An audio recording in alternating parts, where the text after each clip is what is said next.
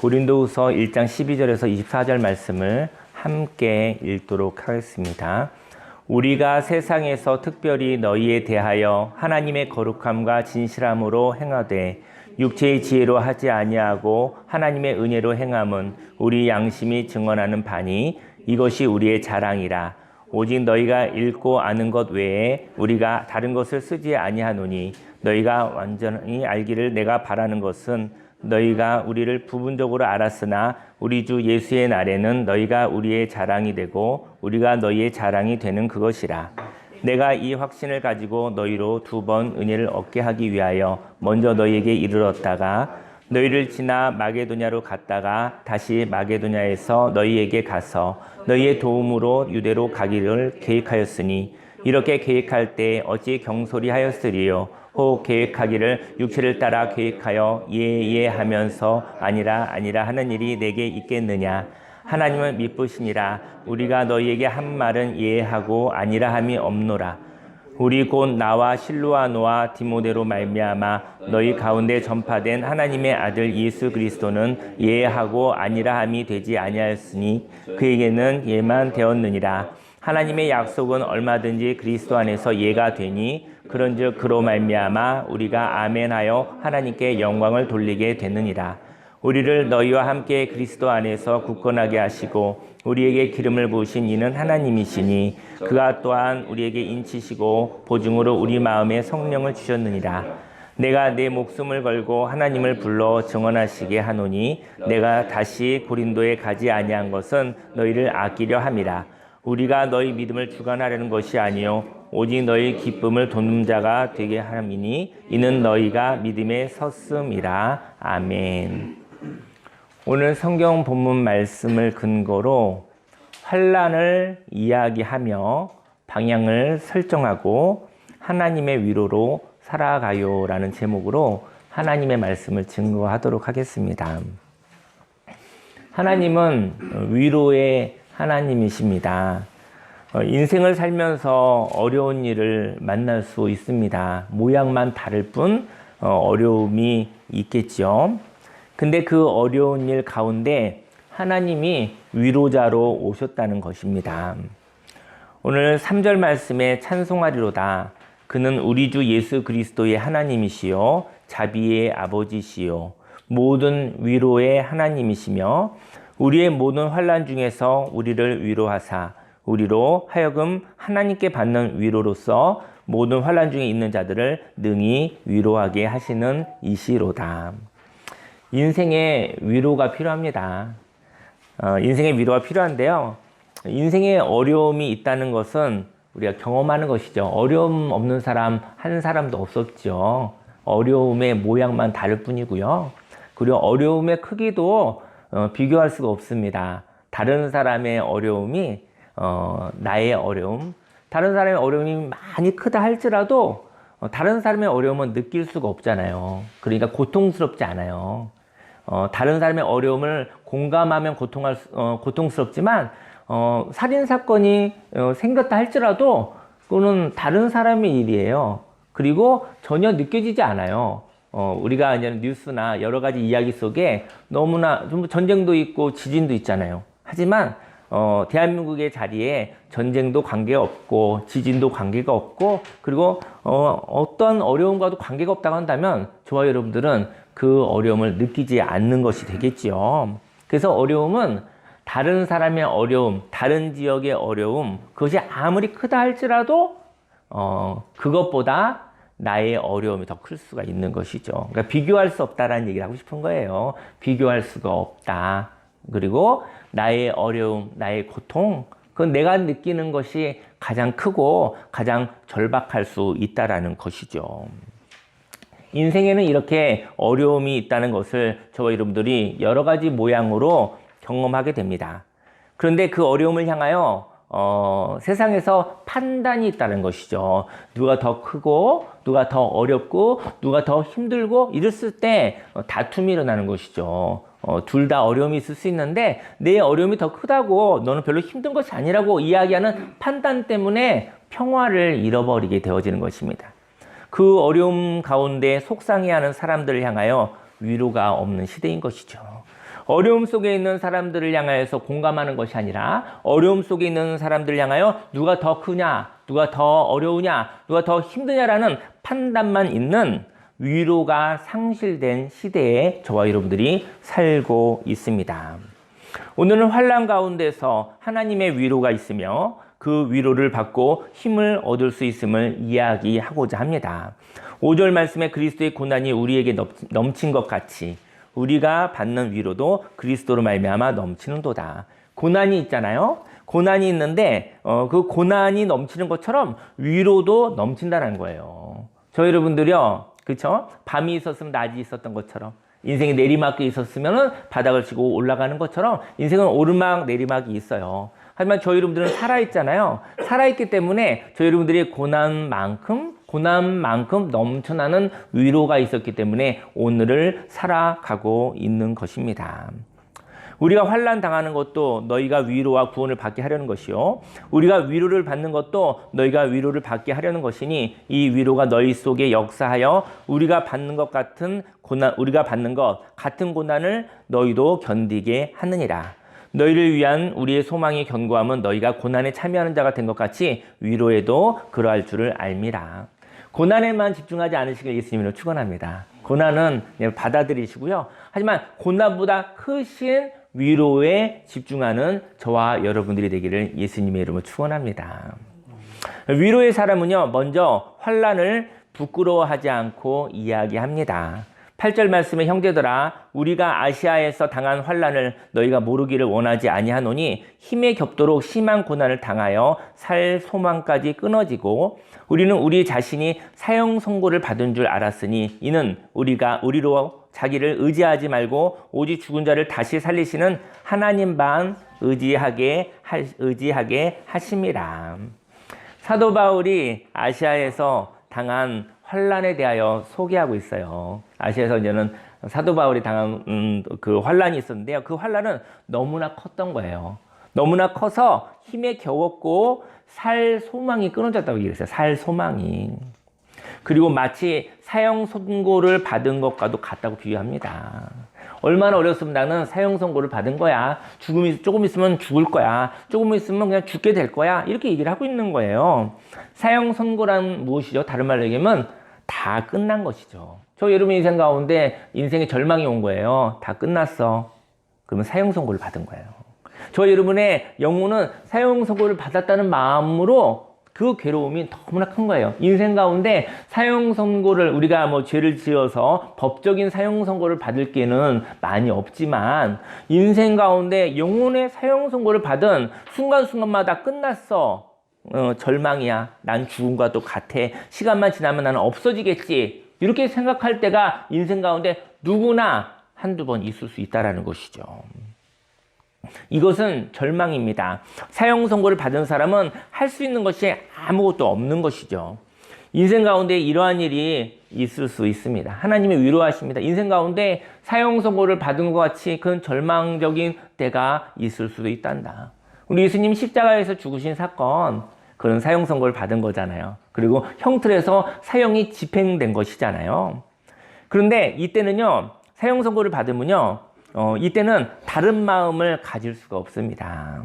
오직 죽음에서 건지실 분과 건질 방법은 하나님의 방법밖에 없는 것이죠. 사형 선고를 받은 사람이 끝난 거잖아요. 근데 사형 선고에서 살릴 수 있는 것은 생명의 주인 되신 하나님밖에 없는 것이죠. 이 시간은 하나님밖에 없으며 그러기에 하나님을 만나는 것입니다. 사형 선고를 받은 것은 세상적으로는 가장 큰 불행이죠.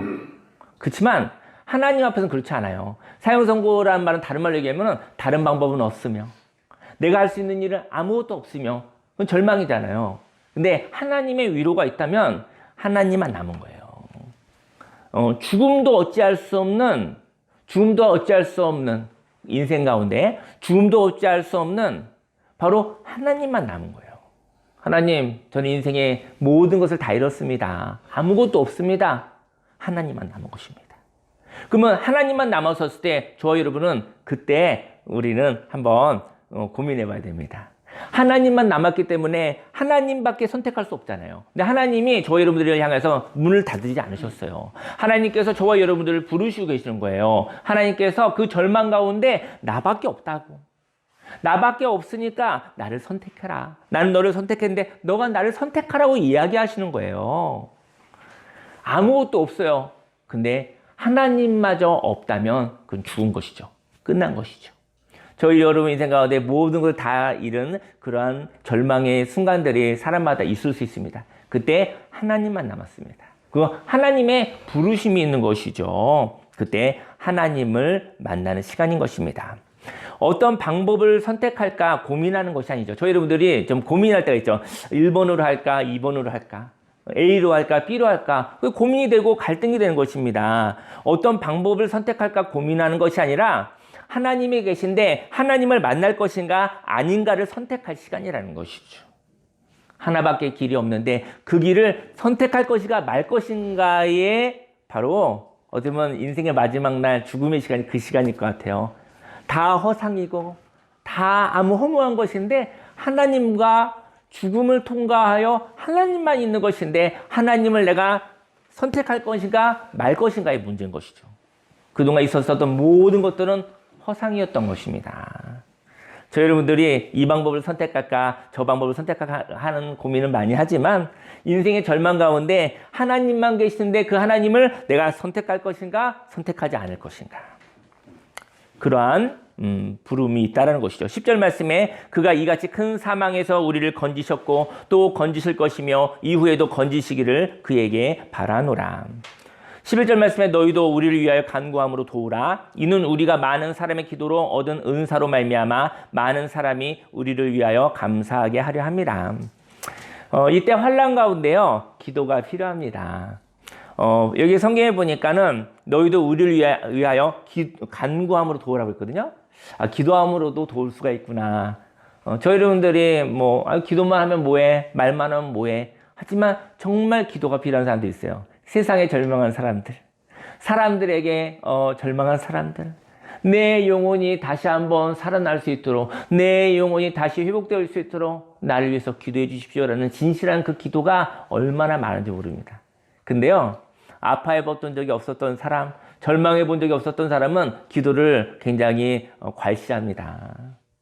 기도가 사람을 살리는 거예요.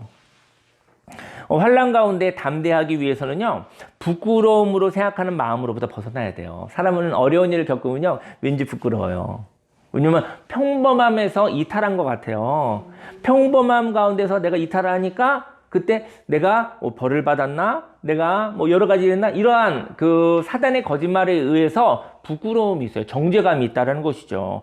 평범함에서 이탈한 것은 놀란 일이지, 평범함에서 이탈한 것은 슬픈 일이지 부끄러운 일은 아니라는 것이죠. 저희 여러분들 인생 가운데 평범함에서 이탈한 적이 없습니까? 있잖아요. 길에서 이탈할 때가 있잖아요. 그것은 놀란 일이죠. 그것은 슬픈 일이죠. 그런 고통스러운 일이죠. 그건 부끄러운 일이 아니라는 것이죠. 왜냐하면 사람마다 경우만 다를 뿐 길에서 이탈할 때가 있기 때문인 것이죠. 그런데 이런 부끄러운 마음으로부터 벗어나야 합니다.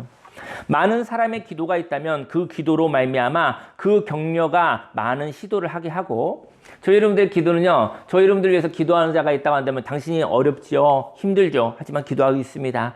이 힘들고 어려운 환난의 시간은 지나갈 것이고 우리 같이 견뎌가십시다. 그런 간구와 그 기도가 그 사람을 돕게 되어주는 것이죠. 그러면 그 기도를 받고 난 다음에 그 사람이 포기하지 않는다는 것이죠. 그리고 그는 인생을 살아가는 도전을 하게 됩니다. 도전을 많이 하게 되어지면 여러분들 많이 도전하면 무엇이 생기죠? 은사가 생기는 거죠.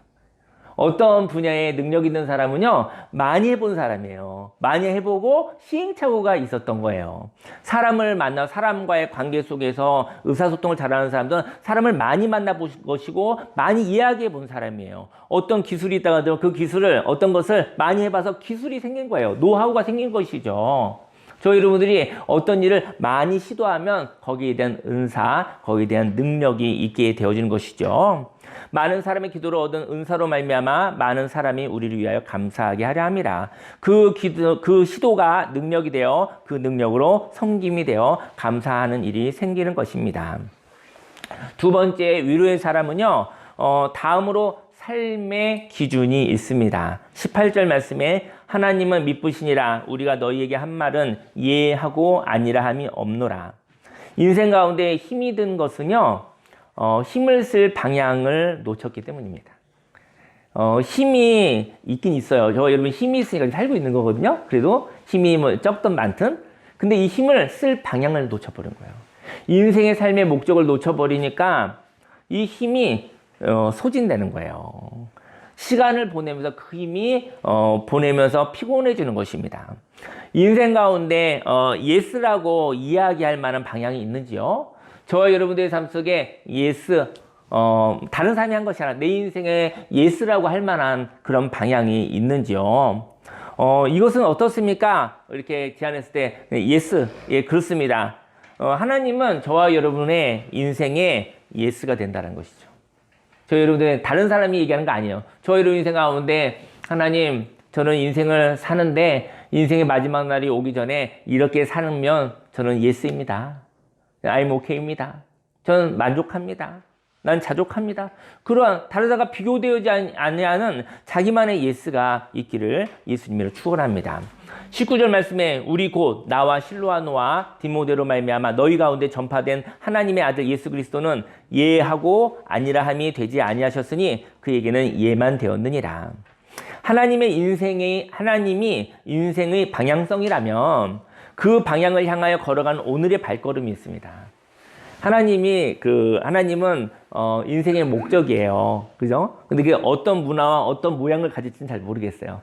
각 사람마다 다른 컬러와 모양이 있지만 하나님이 인생의 목적이에요. 근데 그 인생의 방향성이라는 것이죠. 인생의 방향성이라면 그 방향을 향하여 걸어가는 오늘의 발걸음이 있어요. 방향이 있잖아요. 방향인데 그 방향만 바라보고 있지 않고 방향을 바라보고 그 방향을 향하여 방향을 정하고 오늘을 걸어가는 오늘의 발걸음이 있어요. 하나님은 우리가 증명하지 않아도 하나님은 존재하십니다. 저 여러분들이 하나님을 증명할 필요 없어요. 증명할 수도 없어요. 하나님을 증명할 수도 없고 증명하지 않아도 돼요. 하나님을 증명하라고 얘기하지도 않아요. 하나님이 저와 여러분들이 하나님을 증명할 수도 없지만 하나님을 증명한다고 해서 하나님이 기쁜 것도 아니에요. 우리의 증명을 받아야 할 이유도 없죠. 하나님을 쫓아가는 오늘의 발걸음이 있습니다. 저희 여러분들은 우리가 하나님을 믿는 종교로 얘기하면 하나님을 믿는 종교가 있죠. 사실 모두 다 하나님을 믿는 종교거든요.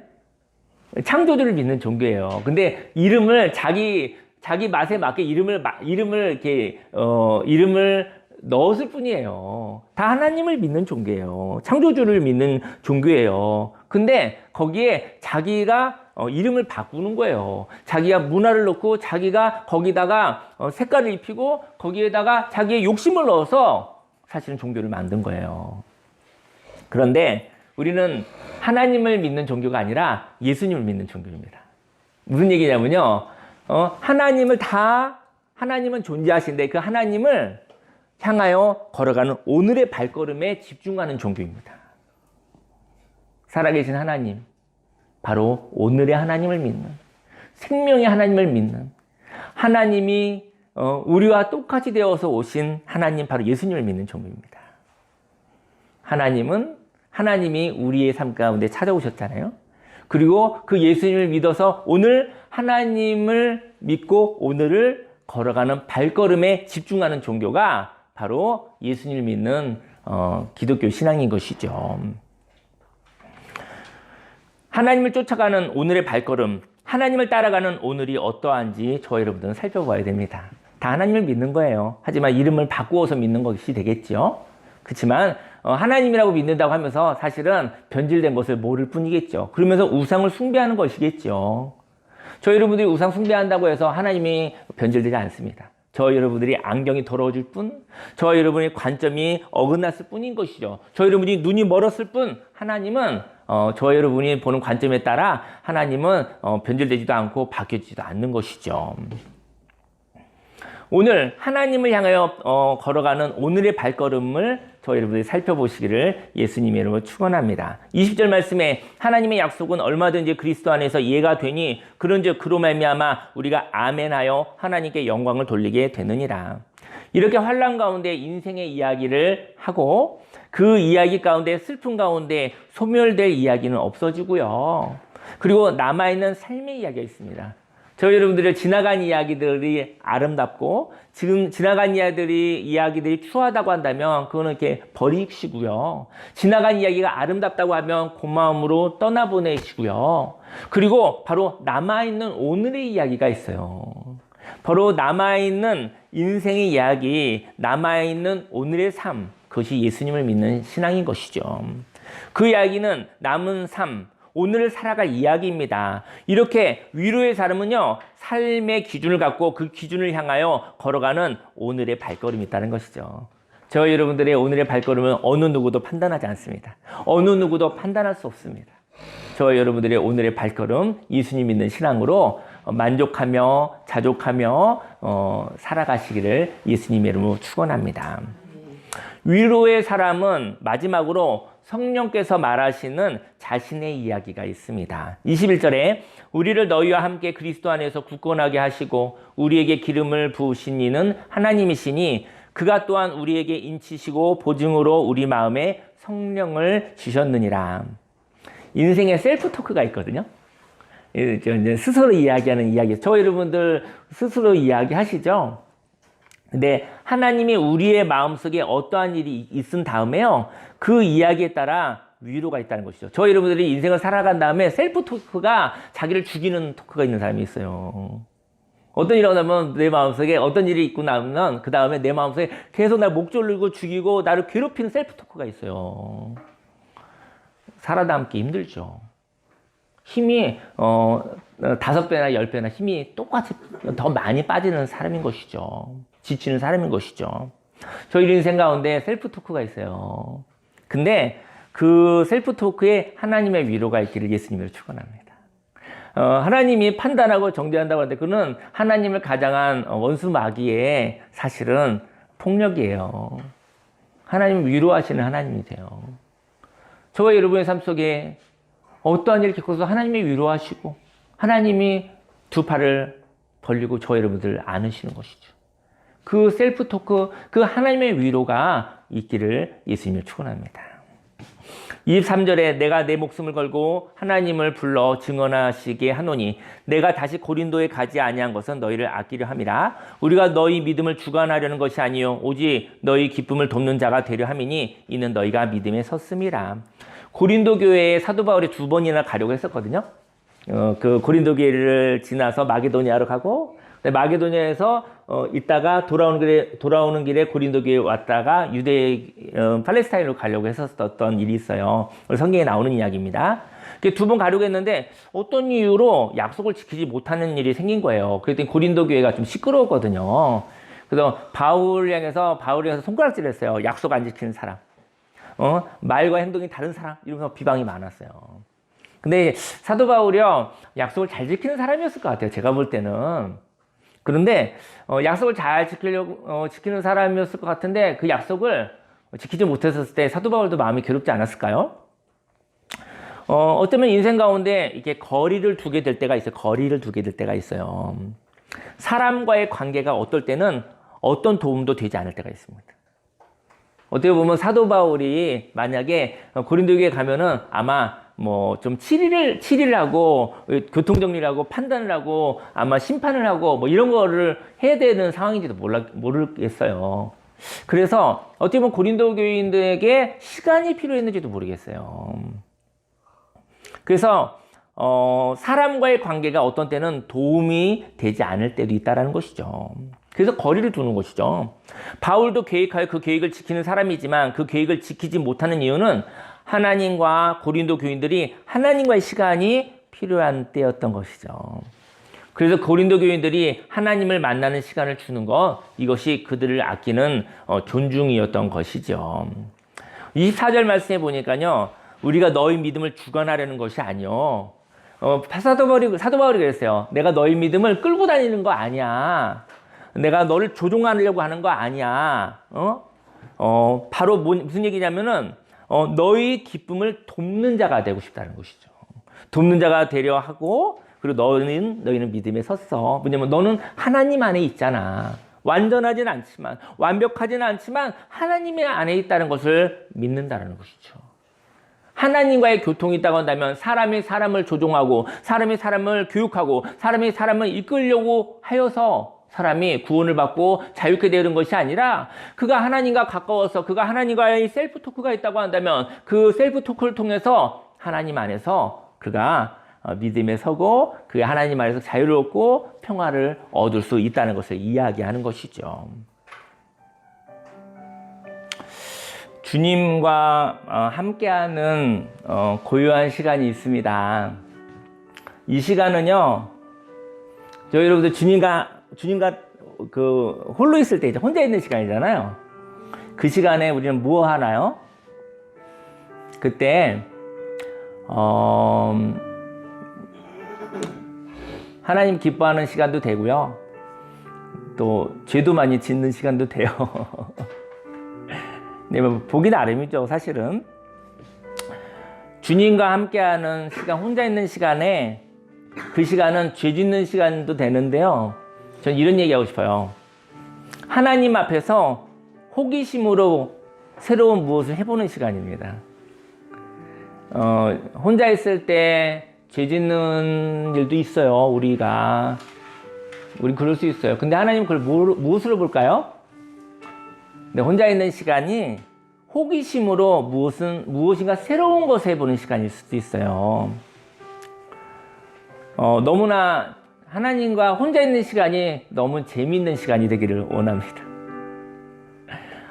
혼자 있는 시간이 재미있어서 그 재미가 흘러 넘쳐서 함께하는 즐거움이 있기를 예수님으로 축원합니다. 혼자 있는 시간이 생명이 있는 시간이 되길 원합니다. 혼자 있는 시간이 지루하지 않고, 혼자 있는 시간이 자기를 괴롭히는 셀프 토크의 시간이 아니라 혼자 있는 시간이 자신을 위로하고 격려하고 응원하는 시간이 되길 원합니다. 근데 그 시간에 가치를 탐색하기 위하여 인생을 사는 시간에 호기심으로 하나님과 혼자 있는 시간에 뭔가 하고 있는데요, 근데 그때 인생을 사는 시간에 트러블이 일어난다는 것이죠. 근데 그 트러블은 낯설은 경험입니다. 그리고 그 경험을 어떻게 다루어야 할지 모른다는 것이죠. 저 여러분들 사람들 모르게 혼자 있는 시간에요, 하나님과 함께 있습니다. 사실은 하나님이 함께 있습니다. 근데 이렇게 재미있게 호기심 있게 사는 거예요. 이것도 해보고 저것도 해본 거예요. 근데 그러다가 갑자기 놀랄 일이 생겨요. 재밌게 놀다가 갑자기 불이 나는 것처럼, 재밌게 놀다가 뭐가 망가지는 것처럼 그런 일들이 생길 수 있다는 거예요. 그때 낯설은 경험이 생기면 그 경험을 어떻게 다루어야 할지 모른다는 것이죠. 지금 이 시간은 에덴과도 같아요. 에덴에 한번 상상해 볼게요. 에덴에 갔었을 때 처음에 에덴에 자유가 있었잖아요. 그죠? 에덴에 호기심이 있었잖아요. 에덴에서 호기심이 허락되었어요. 근데 선악을 이야기하는 선악과를 먹지는 말라고 하셨죠, 하나님이? 뭐 사과로 상징되는 게 사과일지는 모르겠어요. 그 에덴의 사과는 하나의 즐거움이요, 호기심이요, 쾌락이었을 것 같아요. 근데 그 쾌락을 누구를 통하여 시작했느냐는 것이죠. 저희 여러분들이 호기심과 즐거움이 누구와 토크하고 시작했느냐는 것이죠. 바로 하나님과 함께 얘기했다고 한다면 아마 선을 넘어가지 않았을 것 같아요. 제가 볼 때는. 쾌락을, 즐거움 이런 건 하나님이 주신 거잖아요. 근데 누구와 이야기하고 시작했느냐는 것이죠. 마귀와의 속삭임을 통하여 시작하였다면 마귀와의 셀프 토크가 열린 것이죠. 사실은 무엇을 했느냐 안 했느냐가 중요한 게 아니고요, 누구와의 관계가 있느냐가 중요한 거예요. 저 여러분이 어떤 일을 했었을 때 누구와 의논했냐는 것이죠. 그러면 누구와 의논했기 때문에 누구와 이야기하는 관계가 열린 거예요. 셀프 토크란 누군가와 이야기하는 것이 혼자 생각하는 모습으로 나타나기 때문인 것이죠. 저희들 혼자 생각하잖아요. 혼자 이야기하잖아요. 근데 혼자 생각하는 모습인 것 같으니까 혼자 넋두리 하는 것 같잖아요. 하지만 그 이야기는 누군가의 가치관으로 얘기하고 있다는 것이죠. 호기심까지는 하나님께서 허락하셨습니다. 생명나무의 실과를 허락하셨습니다. 근데 선악을 알게 하는 열매를 먹었잖아요. 아마 호기심으로 먹은 것 같아요. 그죠? 어쩌면 생명나무의 열매도 선악을 알게 하는 나무의 열매도 인생을 비유하는 것일지도 몰라요. 저 여러분들이요, 이게 생명나무 열매인가? 이게 선악을 알게 하는 열매인가? 잘 분별할 수 없을 수 있어요. 그냥 열매로 보일 수 있어요.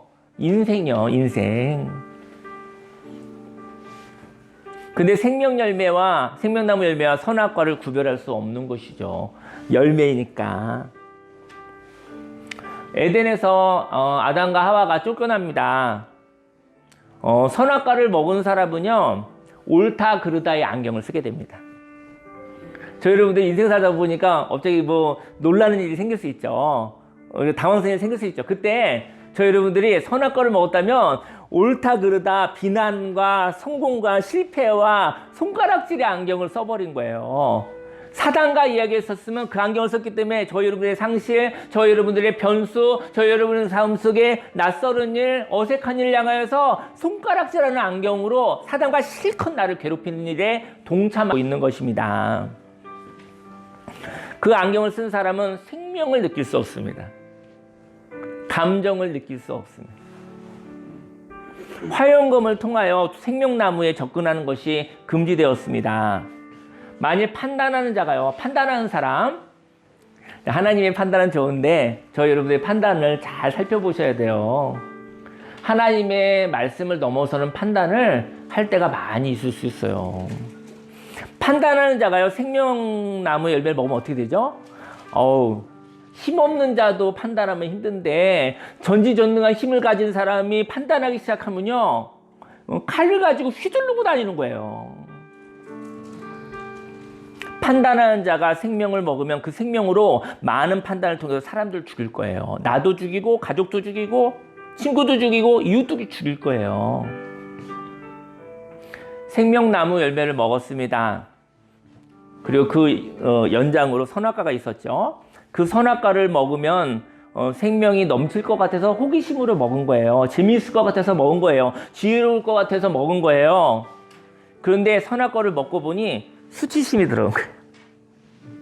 그게 생명나무 열매였으면 수치심이 들어오지 않았을 것 같아요. 호기심의 즐거움과 풍성한 그 생명의 감정과 위로와 격려와 응원과 그런 생기있음이 들어왔을 것 같아요. 왜냐면 사단의 이야기를 듣고 했기 때문에 사단과의 셀프 토크가 열린 거예요. 그리고 사단은 목 조르기 시작했죠. 손가락질하기 시작했죠. 인생을 살면서 행동하기 전까지는 몰랐지만 행동하고 난 뒤 사람들이 만들어 놓은 공통의 룰을 범하는 것 같습니다. 아마도 어떤 행동을 하여도 완벽주의의 틀에 걸리면 다 죽어버리는 거예요. 여러분들 완벽주의의 룰에 틀에 걸리지 않기를 예수님을 축원합니다. 아멘. 완벽주의의 틀을 가지고 판단하는 자와 살기 힘들어요. 그 흠을 비난하는 화살이 날아온다는 것이죠. 저희 여러분들이 완벽하지 않은데 우리 완벽주의가 있어요. 있어요. 그리고 만만한 사람한테 완벽주의를 갖다 대요. 예. 인생을 살아가면서 어떤 행동을 하다가 당황스러운 일을 겪으면 괴롭죠. 평범함에서 이탈했을 때 그 평범함의 폭력에서 평범하지 않게 되었어라는 비난이 나를 괴롭힌 것입니다. 평범함이 어디 있어요? 다 고유하지. 우리 너무 마음이 약해서 자꾸 평범하고 싶어요. 평범하게 살지 마시고 고유하게 하나님 앞에서 있는 모습 그대로 비교하지 않고 살아가시기를 예수님으로 축원합니다. 이제 기도할 텐데요. 하나님과 함께하는 시간은 어떤 시간이냐면요, 예열하는 시간, 예열. 요즘에 제가 그 둘째 아들한테 그 운동을 막 좀 배우고 있는데요. 막 운동을 너무 많이 시키더라고요. 엄마 아빠 좀 건강하게 오래 살아야 된다고. 그런데 그 예열이 워밍업이잖아요. 그죠? 따뜻하게 하는 거잖아요. 그죠? 네. 성령께서 함께하는 시간이 예열입니다. 저 여러분들에게 하나님의 따뜻한 언어가 셀프 토크 되기를 예수님으로 축원합니다. 하나님의 말씀으로 셀프 토크가 열리기를 소망합니다. 하나님과의 따뜻한 시간에 사단의 비난과 손가락질과 그 판단이 헛된 것이 되어지고, 그리고 하나님이 주신 호기심에 의해서 생명 있게 살아가셨을 때 그 하나님이 다른 그 어떤 것들은 허무하여져서 그것은 이렇게 신경에 쓰이지 않으시기를 예수님의 이름으로 축원합니다.